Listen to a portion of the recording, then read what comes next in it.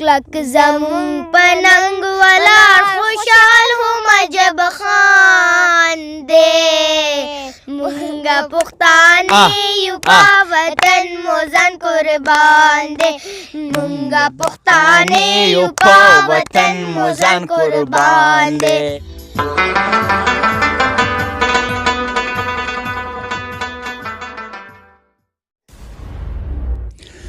زړه مې ښه نه دی دا سترګې به دې پوی کې زړه مې ښه نه دی دا سترګې به دې پوی کې لیونو سره دې ناچوي انګته محبت مې مجبوري ده زه انسان یم ځان به څنګه خلاصومه له فطرته.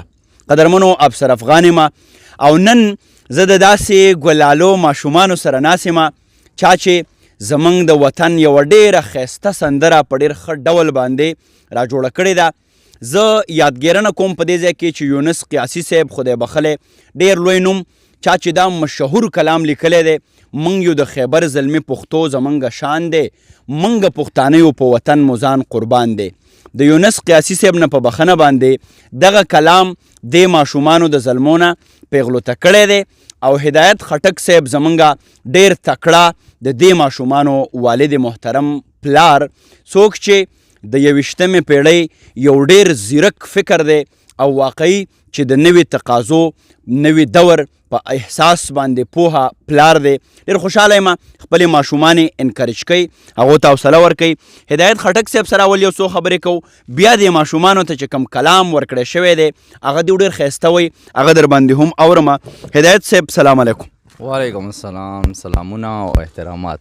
خوشحاله اوسئ. هدایت صاحب ډېره زیاته مننه کومه. زموږ سره مروه حرم او شیما مقدس دواړه ماشومانې دي ستاسو بچی دي. هدایت صاحب زه چې ستاسو کله دا کړه وړه د بچو سره دغه مینه دا فرینک ماحول وینم زه ډېر خوشحاله شم چې اوس پښتنو اولادو ته بچو ته داسې والدینو ضرورت دی. د دې په شا باندې کم تحریک دی چې تاسو د خپلو بچو سره ډېره بې تکلفه مینه کوئ داسې نه دي لکه چې بچي لکه دا چې ستاسو ملګري. افسر صاحب ډېره مننه ډېره شکریه اول خو تاسو ماله ټایم راکو او د خپل د پروګرام نه مو زه راوغوښتم دې دپاره زه ستاسو ډېر زیات مشکور یم او بس د دې وروستو جذبه خو دا ده چې زه خپلو ماشومانو سره مینه کوم او بیا وروستو د خپل وطن سره ډېره مینه کوم او دا مینه زه دوی ته منتقل کول هم غواړم او اگر چې دوی لا ماشومان دي خو داسې رو یو پروسیجر زه اډاپټ کوم چې دوی ته دا څیزونه ورو زه منتقل هم کم چې خپلې ژبې سره خپل وطن سره دوی مینه ساتي. دا عصري تعلیم چې دی دا هم دوی ځان په دې کې مخکې بوځي او الحمدلله ښه تکړه دي پکې فرست سیکنډ پوزیشن د دوی راځي ورسره زه دا جذبې چې دي دا دوی ته منتقل کول غواړم او دې نه علاوه زه وایم چې دوی په خپل ژوند کې انکریجډ وي او حوصلې سره ژوند کوي د حالاتو نه یریږي او د چا نه یریږي او مخکې روان وي. هدایت صاحب ډېره زیاته مننه کومه که موږ غواړو چې زموږ بچي دي سروایول وکړي په دغه چاپیرچل کې دي ډېر په نره باندې ژوند وکړي هغو ته به موږ د ژوند د تیرولو چل ښیو او د هر بچي دپاره رول ماډل یا د ټولو نه لوی د چا نه چې هغو انسپایرډ وي د چا نه چې هغو پند او ژوند اخلي هغه مور و پلار وي. باید چې مور و پلار په دې باندې اوس پوه شي چې بچو له به موږ مینه ورکوو نو بیا به زموږ بچي د ټولنې د بدو اغیزو نه بچ کیږي. موږ به د بچو سره ملګرتیا کوو نو بچي به هله ژوند زده کوي. زموږ سره شیما مقدس او مروه حرم دوه بچي دي دا مروه حرم ده او دا شیما مقدس ده. دیو چې کوم کلام هدایت صاحب ورته لیکلی دی ما مخکې هغه بخښنه غوښتلې ده د یونس قیاسي صاحب کلام خو هغه دیو را بدل کړی دی او هغه یې تړلی دی د پیغلو سره. نو زویا څه خیال دی شروع کوو؟ جی ته څویم کلاس کې زویا؟ 3 کلاس 3 کې او مروه ته څویم کلاس کې؟ 0 ښه کلاس 0 کې دی لا سبق نه دی شروع کړی د دې نه ښه 0 بي. نو شیما زویا کلام باندې لاس پورې کوو که خیري؟ ښه راځئ جی تاسو به دواړه دې ته نږدې کېږئ ښه مایک ته.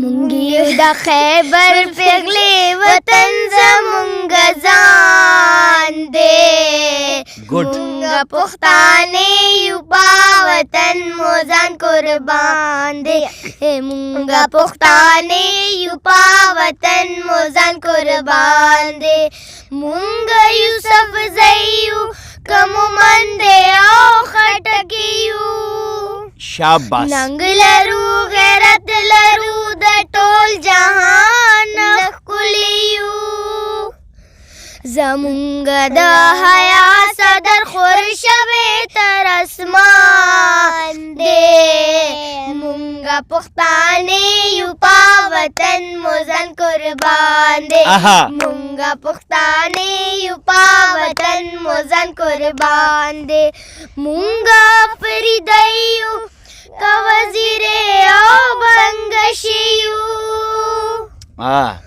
مونږ د شیر شاه د احمد شاه د باغ بلبل یو کلک زمون په ننګ ولاړ خوشحال هم عجب خان دی مونږ پښتانه یو په وطن مو ځان قربان دی مونږ پښتانه یو په وطن مو ځان قربان دی مونږه چک زیو احمد زیو کا محسود یو مونږه غیرتیو او د ټول جهان پتمن یو زمونږه زمزمې خور چتراله تر بولان دی مونږه پښتانه یو په وطن مو ځان قربان دی مونږه پښتانه یو په وطن مو ځان قربان دی بس واه واه واه واه واه منګه پښتنیو په وطن مو ځان قربان دی.